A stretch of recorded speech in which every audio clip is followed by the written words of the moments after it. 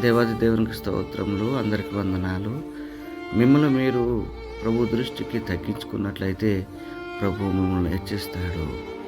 వీళ్ళ గమనించండి, ఎప్పుడైతే మనము ప్రభు దృష్టికి తగ్గించుకోవాలి. అహం అనేది మనలో ఉండకూడదు. వినయం కలిగి ఉండాలి. మనం తగ్గించుకోవాలి. ఎప్పుడైతే మనం తగ్గించుకుంటామో అప్పుడు దేవుడు మనల్ని హెచ్చిస్తాడు అని మనం గమనించాలి.